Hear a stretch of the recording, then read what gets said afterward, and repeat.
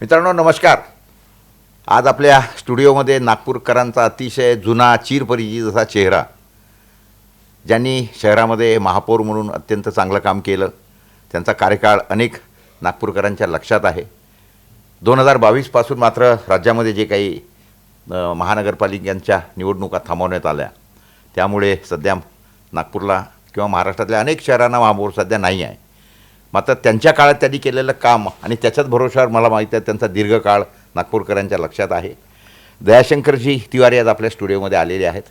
येत्या निवडणुका ज्या आहेत घातलेल्या, त्याच्या पार्श्वभूमीवर आम्हाला असं वाटलं की नक्कीच त्यांच्यासोबत संवाद साधला पाहिजे, म्हणून आपण त्यांना आज मुद्दाम स्टुडिओत बोलावलेलं आहे. दयाशंकरजी नमस्कार. नमस्कार.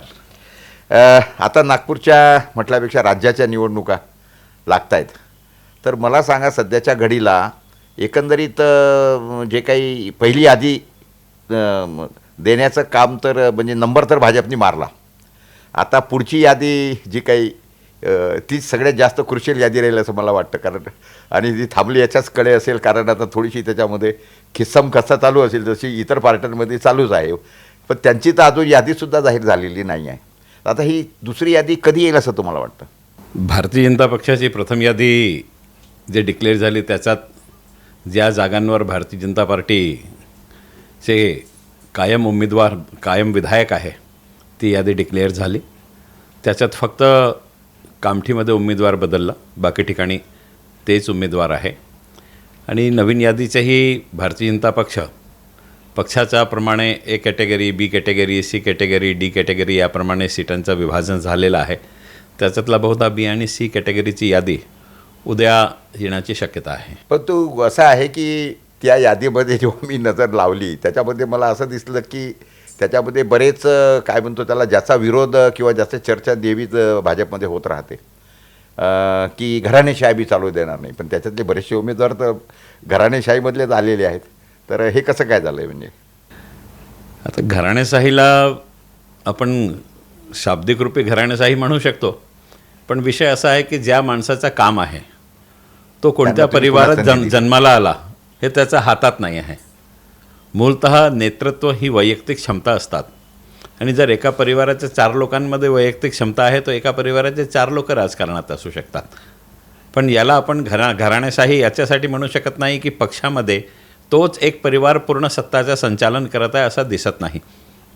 अनेक असे लोक आहे ज्या परिवारामध्ये त्या परिवाराचा वारसा राजकारणाचा आहे आणि त्या परिवाराची येणारी पिढ्या चांगला काम करत आहे, म्हणून त्यांना संधी देण्यात आलेली आहे.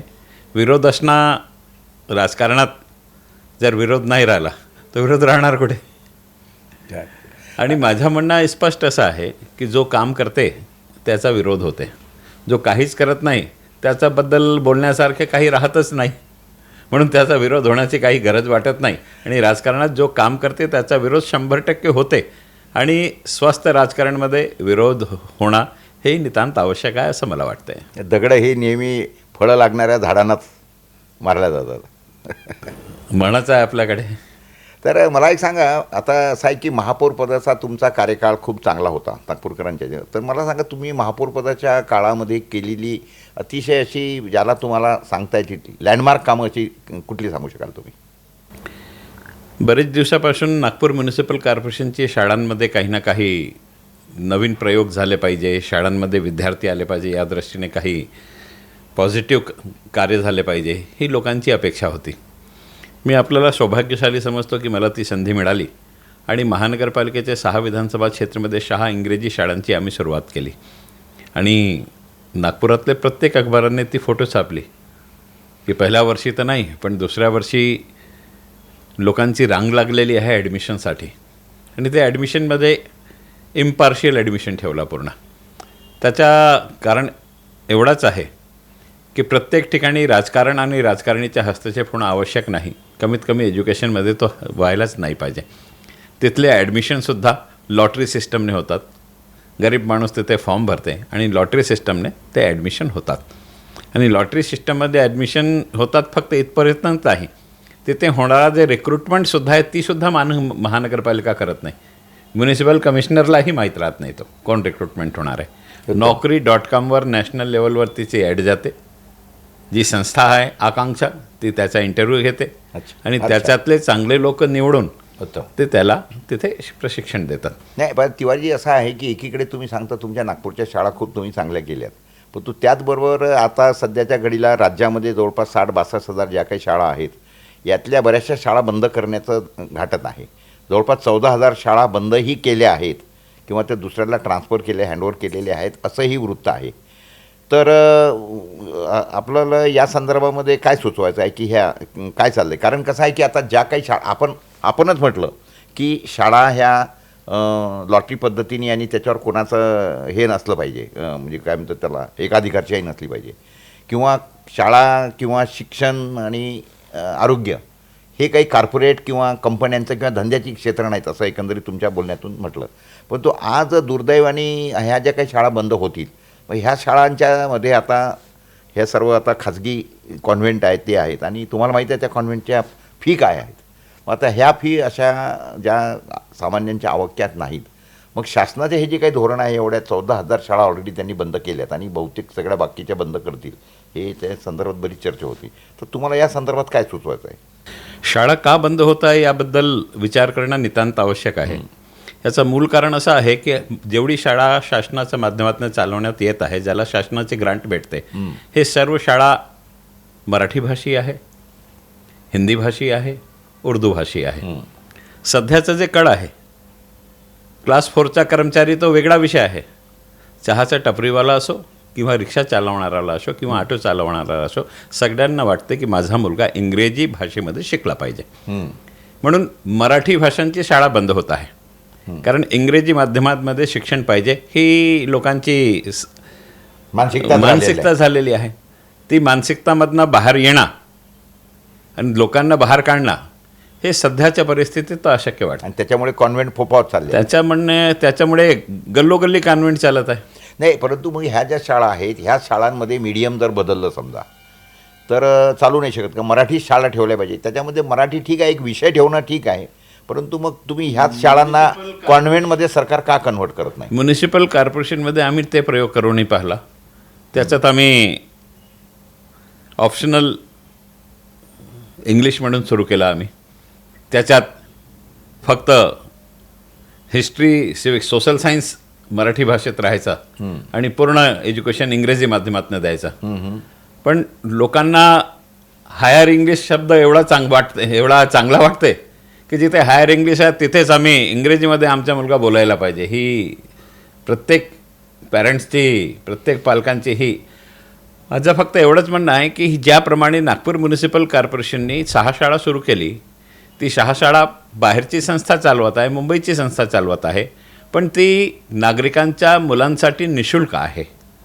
त्या धर्तीवर जर राज्य सरकार असा प्रयोग करत असेल की चांगली एजन्सीज, चांगली शाळा, ज्यांना शिक्षणाचा चांगला वारसा आहे, अशी संस्था जर गरीब लोकांच्या मुलांसाठी इंग्रजी माध्यमातनं चांगली शाळा चालवत असेल, त्याचं टाईम शेअरिंग असू शकतात की एक शिफ्टमध्ये गरीब मुलं तेच शिक्षक शिकवणार आणि दुसऱ्या शिफ्टमध्ये सस्टेनेबल व्हायला पाहिजे, त्या दृष्टीने त्यांनी दुसरी शिफ्ट चालवली पाहिजे.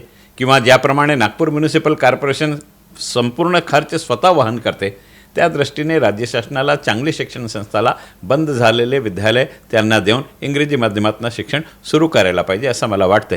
पण नवीन एक गोष्ट अशी आहे की आता जे न्यू एज्युकेशन पॉलिसी आली आहे त्याच्यात त्रिभाषा सूत्र आहे. अच्छा.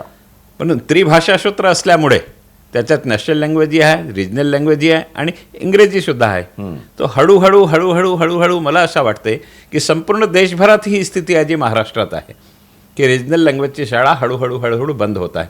म्हणून केंद्र शासनाने हा प्रयोग केला असेल आणि न्यू एज्युकेशन पॉलिसी जेव्हा संपूर्ण गतिशीलतेमध्ये येईल तेव्हा हा जो विषय आहे, भाषाच्या आधारावर चालणारी शाळा बंद होणारा, हा विषय हळूहळू संपुष्टात येईल असं मला वाटतंय. नाही, पण काय झालेलं आहे माहिती आहे का की बहुतेक शाळांची बिल्डिंगची जी दुर्दशा आहे त्याला कारण काय घडलं आहे तुम्हाला माहिती आहे की सरकार फक्त शिक्षकांचे पगार देते, परंतु शाळेची जी काही याची ग्रँट आहे मेंटेनन्सची ती अजिबात काय. मी अनेक शाळा असं पाहिलं, म्हणजे मी स्वतः नगरपालिका शाळा क्रमांक 3वर खाली बसून शिक्षण घेतलेलं मनुष्य आहे आणि त्यावेळेची शाळांची अवस्था, त्यावेळेचे शिक्षकांचे जे डेडिकेशन, आज त्यावेळेला तर फार कमी पगार होता. जे शिक्षक मला शिकवायचे त्यांचा पगार फक्त 40 रुपये होता मी हे तुम्हाला गोष्ट सांगतो आहे 1960-62ची सांगतो आहे समजा, कारण 54चा माझा जन्म आहे. तर अशी परिस्थिती होती. तर इतक्या कमी याच्यामध्ये शिक्षक शिकवायचे आणि जर मी गेलो नाही तर शिक्षक माझा कान पकडून मारत शाळेत घेऊन जायचे. ते दिवस होते. पण आज जे झालेलं आहे की पगार भयानक वाढले, मात्र ते शाळाच्या मेंटेनन्ससाठी काहीच मिळत नाही. ती शाळा जी होती माझी ती तर मंदिराच्या याच्यामध्ये पडवीत चालत होती. मराठी मुलांची शाळा क्रमांक 3 माळीपुरा लक्कडगंज मंदिराच्या पडवीत होती. तशा शाळांमध्ये चांगलं शिक्षण दिलं जायचं. मात्र आता काय झालं की शिक्षकांचे यांचे कर्मचाऱ्यांचे पगार वाढले, मात्र शाळा स्वतःच्या जागा असूनही शासनाच्या त्या शाळांच्या बिल्डिंग खस्ता झालेल्या आहेत. त्यांचं मेंटेनन्स नाही. रात्री तिथं येऊन जनावरं थांबतात, सकाळी शेण पडलेलं असतं. तर मला असं वाटतं की अशा दुर्दशा पाहूनच लोकांनी मग कारण कसं आहे की आता प्रत्येकाला स्वतःच्या मुलाबद्दल असं वाटतं की नाही माझा मुलगा काहीतरी माझं आयुष्य भांडे घासण्यात गेलं एखाद्या बाईला वाटतं, पण माझ्या मुलाला कमीत कमी सांगा. असं प्रत्येकाचा हे प्रत्येक वडिलांना वाटणारच आहे. आणि त्याच्याचमुळे मग ते विचार करतात की बा अजून थोडंसं जास्त काम करू, 4 घरी जास्त काम करू, पण पोराला कॉन्व्हेंटमध्ये टाकू. असं हे असं झालेलं आहे. मागील 10 वर्षात नागपूर महानगरपालिकेचे शाळांचं चित्र आम्ही बदललेलं आहे. अच्छा. आपण जर मागील 10 वर्षाचा रिझल्ट बघाल तर नागपूर महानगरपालिकेचे 10वीचे किंवा 12वीचे जे विद्यार्थी आहे ते 90+ मार्क घेऊन पास झालेले विद्यार्थ्यांची संख्या 10चा आकडा क्रॉस करलेली आहे. गुड. फक्त एवढंच नाही, आम्ही त्या दृष्टीने शाळांची स्थिती चांगली राहिली पाहिजे म्हणून महानगरपालिकेची जवळपास 11 शाळांना ISO सर्टिफिकेट मिळवून दिला. अच्छा, व्हेरी गुड. हे ISO सर्टिफिकेट म्युनिसिपल कॉर्पोरेशन देत नाही, राज्य शासन देत नाही, त्याची वेगळी एजन्सी असते ती देतो. आणि ISO सर्टिफिकेट घेण्यासाठी स्पर्धा जेव्हा होते तेव्हा प्रत्येक शाळा त्याचा प्रयास करते. जसा माझी शाळा चांगली शाळा असा पुरस्कार राज्य शासनाने आता घोषित केला. ते प्रयोग आम्ही नागपूर महानगरपालिकेमध्ये पूर्वी करून चुकलो आहोत. याशिवाय महानगरपालिकेबद्दल शिक्षणात जे काही प्रकल्प होतात त्याचा चांगला भाग लोकांपर्यंत येतच नाही. आता केंद्र शासनाने 100 सॅटेलाईट अंतरिक्षमध्ये पाठवले. त्याच्यासाठी 10 मुलांनी मिळून एक सॅटेलाईट तयार केला. महाराष्ट्राचा भागाला 100 मुलं आले आणि 10 सॅटेलाईट आले. महाराष्ट्राचे जे 100 मुलं होते त्याच्यात नागपूरचे 2 मुलं गेले. त्या 2 मुलांमध्ये दोन्ही मुलं नागपूर म्युनिसिपल कॉर्पोरेशनचे होते. नागपूरला एवढी CBSE शाळा आहे ना, पण दोन्ही मुलं नागपूर म्युनिसिपल कॉर्पोरेशनचे होते. आणि दोघांचे वडील कॅटरिंग व्यवसायामध्ये रोटी बनवण्याचं काम करत होते, पोळी बनवण्याचं. आणि या मुलांनी सॅटेलाईट बनवून अंतरिक्षमध्ये पाठवला. नागपूर म्युनिसिपल कॉर्पोरेशनचं नाव हा गिनीज बुकमध्ये आला त्या मुलांसोबत, दोन्ही मुलींसोबत. एकाचं नाव स्वाती होता, एकाचं नाव काजल होता. दोन्ही मुली. वा. आणि तीही सुरेंद्रगडसारखी स्लम वस्तीची मुली. मग आता अशा पद्धतीने हे सगळं असताना मग नागपूरचा कित्ता मला सांगा की शेवटी शाळा किंवा यांच्या ज्या बिल्डिंग्ज आहेत याच्यासाठी फंड देणं हे तर शासनाचं काम आहे. अगदी बरोबर आहे. मग आता ते जर फंड मिळत नसतील तर याच्यामध्ये तुम्ही करू शकले आणि बाकीचे लोक करू. अकोला जिल्ह्यातल्या जिल्हा परिषदच्या शाळा मी पाहतो, कवेलू गळत असतात, पाणी पडत असतं. तर ह्या का होत नाही, म्हणजे याचा असा फरक का आहे? तुम्ही करू शकले, ते का नाही करू शकले? शासनाचा बजेट बनवणं हा जो माणूस चेअरवर बसतो त्याची जबाबदारी असतो. नाही, अशामध्ये असं तर नाही आहे की तुमचे समजा इथे देवेंद्रजी किंवा अशांशी संबंध आहेत म्हणून तुमच्या शाळेला ग्रँट मिळाली, पैसा जास्त तुम्ही खेचून आणला. आपल्याला सांगायला काही अडचण नाही. जेव्हा मी मेयर होतो तेव्हा उद्धव ठाकरे नागपूर महाराष्ट्राचे मुख्यमंत्री होते. त्यांनी कोविडला पैसे नाही दिले हो, तो शाळेला कुठे देणार ते? अच्छा. नागपूरपेक्षा जास्त पैसे सोलापूरला दिले त्यांनी. अच्छा. त्यावेळी पैसे नाही दिले अडचणीच्या वेळी, तर काय शाळेला पैसे देणार ते? नाही, त्यावेळची नसतील. नाही, त्यावेळेचा नाहीच. मी महापौर होतो तेव्हा सत्तेत उद्धवजी ठाकरे होते. मी विरोधी पक्षाचा महापौर होता म्हणून याच्याकडे त्यांच्या दुर्लक्षच होता. आणि एक उदाहरण सांगतो. मी मेयर असताना आझादीची 75वी वर्षगाठ होती. म्हणून मी संकल्प घेतला की जसा बिहारमध्ये सुपर 30 चालते त्या धर्तीवर नागपुरात काही होऊ शकते का. आणि हा विषय माझ्या डोक्यावर नाही आला, माझ्या डोक्याने नाही आला. माझा एक मित्र आहे, आपण ओळखत असाल, प्रमोद मिश्रा नाव आहे, नागपूरचा ब्रिगेडियर आहे, डॉक्टर वेदप्रकाश मिश्राचा लहान भाऊ आहे, सध्या दिल्लीच्या LGच्या OSD म्हणून काम पाहते. तो म्हणाला की तुम्ही स्वास्थ्याच्या दृष्टीने 75 हॉस्पिटल उघडण्याच्या दिशेने वाटचाल करतात, तो 75 मुलांसाठी काही प्रकल्प होऊ शकत नाही का? जसा सुपर 30 आहे तसा सुपर 75. मला तो विषय पटला, तो विषय मी उचलला. मी सुपर 75 सुरू केली महापौर म्हणून. मला साथ दिली नागपूरचे जेवढे ट्युशन चालवणारी मंडळी आहे आणि ट्युटोरियल क्लास ओनर असोसिएशन यांची साथ मिळाली मला. अच्छा. नागपूर म्युनिसिपल कॉर्पोरेशनच्या 8वी वर्गाचे मुलांची आम्ही एक चाचणी परीक्षा आयोजित केली.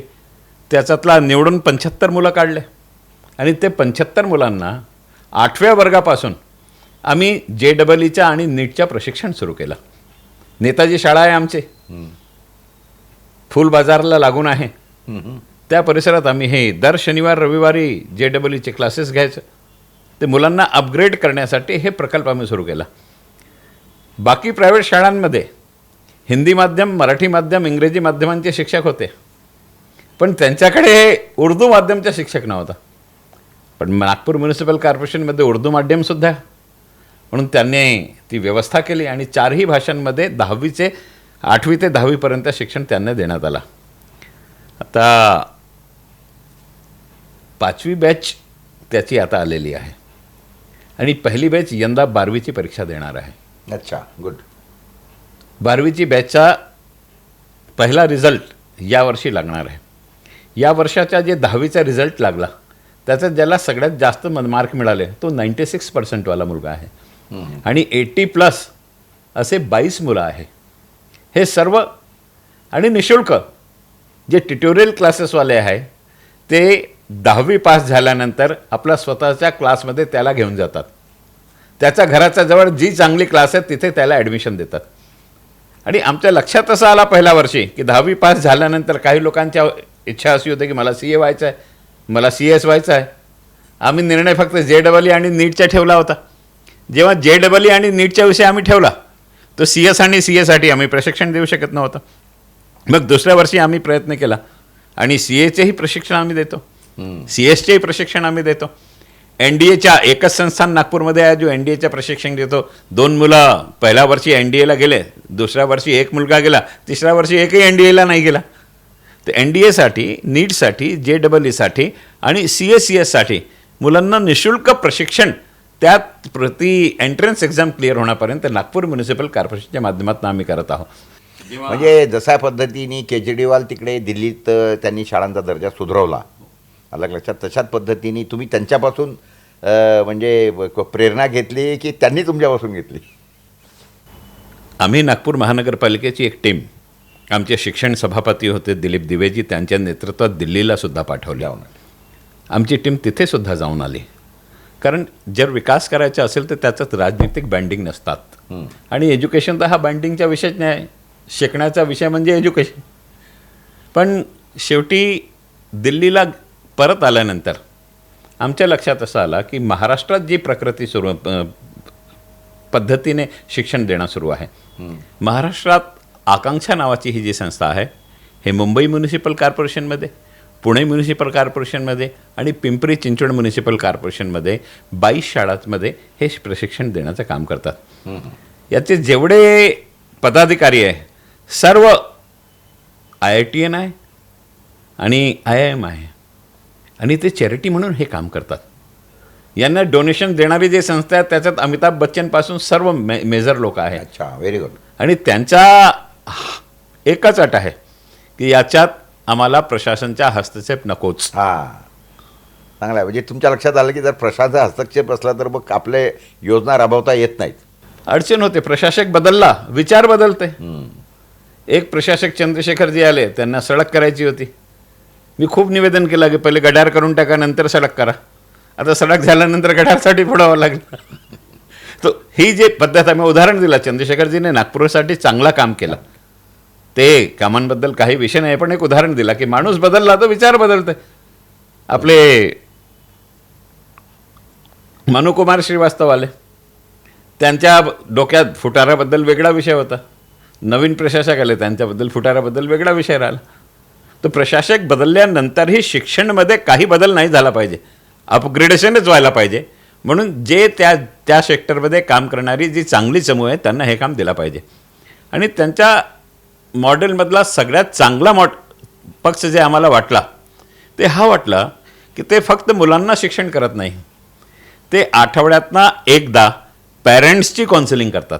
अच्छा, ओके. That's आणि good. पेरेंट्स जर शाळेत नाही आला तर त्याच्या घरी जाऊन करतात हो, व्हेरी गुड, व्हेरी गुड. आणि क्लास 4चे जेवढे कर्मचारी आहे हे त्या शाळेत ज्या मुलांनी ॲडमिशन घेतल्या त्याच परिवाराचे आहे. अच्छा, ओके. म्हणून हे जे पालकत्वाची भावना असतो की माझा मुलगा इथे शिकतो आहे, ती भावना कायम असतो. हे सर्व जे पैलू आहे हे मानवी पैलू आहे, जे आपणही पाहिला असेल. आपण उदाहरण दिला की मी शाळेत येत नव्हतो तर माझा कान पकडून माझ्या शिक्षक घेऊन बिलकुल जायचं. जायचं.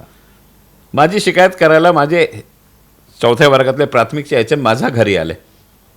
माझ्या वडिलांना सांगितलं, पंडितजी तुमचा मुलगा जो आहे त्याची मानसिक चाचणी करा, हा शाळेत शांत बसतो. आता शाळेत शांत बसणं हाही गुन्हा आहे का? पण मी शांत बसत होतो, माझी ॲक्टिव्हिटी जास्त नव्हती, ह्याची शिकायत करायला माझ्या याचे मला माझ्या घरी. ते चित्र आता दिसत नाही. आता जेव्हा त्यांनी जी शाळा बांधली, श्रेयस शाळा त्यांनी बांधली नंतर रिटायरमेंट झाल्यानंतर, तिथे मी पहिल्यांदा नगरसेवक निवडून आल्यानंतर मी तिथे गेलो. मला ते समोर दिसले, मी त्यांचा चरण स्पर्श केला. चरणस्पर्श केला. मी सांगितलं, मी दयाशंकर, तू भाषण देंगा. त्यांनी दयाशंकरला शांत क्लासमध्ये बसणारा पाहिला. तू भाषण देंगा ऐसा प्रश्न किया उन्होंने. आणि मी भाषण दिल्यानंतर माझी पाठ थापली आणि सगळ्यांना सांगितलं मी याच्या वडिलाला भेटायला गेलो होतो की हा वर्गात शांत बसतो म्हणून. तो हे जे पार्ट आहे आकांक्षामध्ये भरपूर आहे. Very good. आणि यामुळे जे तिकडे मुंबईचे आणि पुणेचे जे मुलं आहे त्याच्यातले काही मुलांनी IIT-मध्ये ॲडमिशन घेतला, जी शाळा ते चालवत आहे त्याच्यातले. म्हणून त्या पातळीचं काम दिल्लीमध्ये नाही आहे. म्हणून करायचं तर चांगलाच करायचा. म्हणून आम्ही दिल्लीलाही पाठवली टीम, मुंबईलाही पाठवली आणि हे सर्व पाहून आम्हाला महाराष्ट्राचा मॉडेल आवडला म्हणून हा मॉडेलवर आम्ही काम केलं. Very good. जयशंकरजी, मला सांगा, आता तुमचं हे एवढं सगळं काम आणि हे सगळं पाहिल्यानंतर आता येणाऱ्या निवडणुकांमध्ये काय तुम्ही संधी घेणार आहात? राजकारणात काम करत असताना मी नागपूर महानगरपालिकेला नगरसेवक झालो, हेल्थ कमिटीचा चेअरमॅन झालो, स्टँडिंग कमिटी चेअरमॅन झालो, त्यानंतर रुलिंग पार्टी लीडर 2दा झालो, व्हेरी गुड. शेवटी महापौर झालो. आता आता महापौर नंतर दुसरा पद महानगरपालिकेत नाही आहे. नाही, तो महानगरपालिकेत असं नाही झालं पाहिजे की जसा आपण प्रश्न विचारला की एकाच माणूस किती जागावर बसणार. नाही, तसं तर म्हणून नाही आहे. नवीन कार्यकर्त्यांना कॉर्पोरेशनची जागा मिळाली पाहिजे आणि माझ्याबद्दल पक्षांनी माझा अपग्रेडेशन विचार करून करावा. विचार केला पाहिजे. त्या दृष्टीने पश्चिम नागपूर विधानसभा क्षेत्रांना मी पक्षाला सांगितलं आहे की मला लढायची इच्छा आहे. मागच्या निवडणुकी महापौर होण्याच्या पूर्वीही मी इच्छा व्यक्त केली होती, यंदाही इच्छा व्यक्त केली. मग यावेळेला तर आपल्याला नक्कीच मिळणार. हे जर मागच्या वेळेला नाही दिलं तर यावेळेला तुमच्यावर अन्याय करणार नाही पार्टीने. तुमचं एवढं काम आहे मधात. माझं म्हणणं असं आहे की आपण मनात तर हेच विचार केला पाहिजे की नक्की मलाच मिळणार आहे. उम्मीद की दुनिया जी. उम्मीद पर दुनिया जीती. पण मी पक्षाचा एक प्रामाणिक कार्यकर्ता आहे, लहानपणापासून संघाचा स्वयंसेवक आहे. म्हणून पक्ष जो आदेश देईल त्याचा मी पूर्णपणे पालन करेन. आणि वैचारिक दृष्टीने भारतीय जनता पक्षाचा प्रचार करण्यासाठी संपूर्ण विदर्भात जावं लागते. जर मी उमेदवार राहिला तो फक्त नागपुरात आपल्या विधानसभा क्षेत्रात राहील, जास्तीत जास्त नागपूर शहरात राहील, कारण मी महापौर राहून चुकलो आहो आणि कोविडच्या वेळी मी महापौर राहून चुकलो आहो.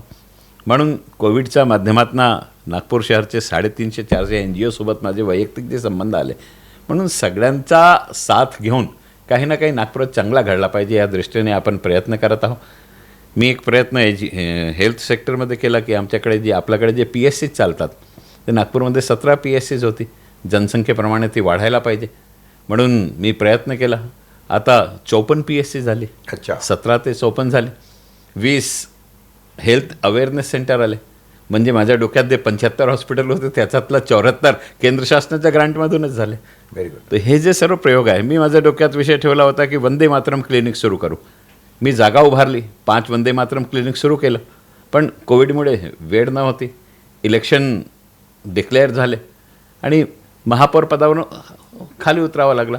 पण जी वंदे मातरम क्लिनिकसाठी जागा आम्ही तयार केली होती, ती जागा जी केंद्र शासनाची PSC झाली त्याचं वापरण्यात आली. म्हणजे पैसे वाया नाही गेले आणि त्याचा आम्ही चांगल्या दृष्टीने 40 ठिकाणी त्याचा वापर आम्ही करत आहोत. आणि एक गोष्ट आपल्या माध्यमातून मी सांगू इच्छितो की हे जी PSCs आहे, या PSCमध्ये फक्त 10 रुपयात पॅथॉलॉजी टेस्ट होतात. अच्छा, व्हेरी गुड. आणि ते 10 रुपयात म्हणजे फक्त शुगर टेस्ट करून घेतात आणि हिमोग्लोबिन असं नाही. LFT 10 रुपयात होतात, KFT 10 रुपयात होतात, लिपिड प्रोफाईल 10 रुपयात होतात. एक गरीब माणूस शुगरची टेस्ट करण्यासाठी याच्यासाठी जात नाही की 100 रुपये लागेल, तर इथे 10 रुपयात 21 प्रकारची टेस्ट होतात. एकाच वेळी तुम्हाला लिपिड प्रोफाईल करायची आहे, LFT करायची आहे, KFT करायची आहे, तरी 10 रुपये लागतात. आणि याच्या पूर्ण ग्रांट सेंट्रल गव्हर्नमेंट देतात. आणि लोकांच्या डोक्यात असं असतो की कॉर्पोरेशनचे दवाखाना याचा काय भरोसा. पण कॉर्पोरेशनचा माणूस फक्त सॅम्पल घेतो आणि महालॅब आणि लाल पॅथॉलॉजी लॅबोरेटरी याच्या माध्यमातून त्याची चाचणीची रिपोर्ट येते. म्हणजे तुम्ही शासनाच्या संपूर्ण योजनांचा पूर्ण फायदा घेता. घेतलंच पाहिजे. शासनाची योजना आहे, ज्याला तिरडेपणा आहे त्याच्या निशुल्क उपचार होते. मी घोषणा केली, नागपूर शहरातली कोणतीही मुली जे तिरडा बघत आहे तिला घेऊन या, महापौर दृष्टी सुधार योजनामध्ये मी त्याचा वापर करेन. वा. आम्ही 13 मुलींचे ऑपरेशन करून दिले, सरळ पाहायला. आता विश्वास कोण करेल. तर माझ्या ऑफिसचं काम पाहणारा मुलगा होता गोकुल प्रजापती, तो तिरडा पाहत होता. पहिला ऑपरेशन त्याचं केलं. डॉक्टर महात्मेने ऑपरेशन केल्यानंतर त्याची चाचणी केली, तर मला फोन आला, भैया फक्त तो तिरडा पाहते असंच नाही, त्याच्या वर खालतीही डिफेक्ट आहे. त्याच्यात दुसरंही ऑपरेशन केलं, त्यालाही माहीत नव्हतं की त्याला हाही प्रॉब्लेम आहे. जेव्हा तो त्याला चष्मा नाही लागला आणि त्याची व्हिडिओ बनवून मी टाकली माझ्या पेजवर, तेव्हा लोकांना विश्वास झाला की चष्मा न लागता सुद्धा तिरडेपणाचे ऑपरेशन होऊ शकते. अच्छा. 13 लोकांचे ऑपरेशन झाले. मी आझादी 75 म्हणून 75 हेल्थ आय चेकअप कॅम्प घेतले, 75 डेंटल चेकअप कॅम्प घेतले. डेंटल कॉलेजने त्याची कॉफी टेबल बुक तयार केली. मी स्वतःचा इलाज करायला गेलो होतो तिकडे.